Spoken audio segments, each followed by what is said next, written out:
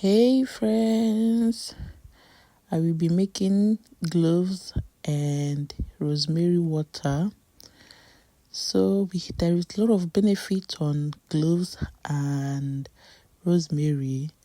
Gloves can benefit hair by promoting hair growth, reducing hair loss, fighting dandruff, and improving scalp health.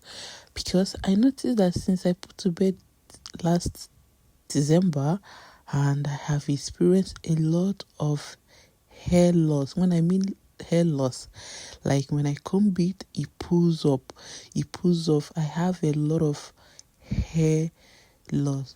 So that's why I'm making this video, because if you're experiencing hair loss and your hair stop growing and you have dandruff, you have dried scalp, so this video will be so helpful to you, and I think you can try it and see how it works.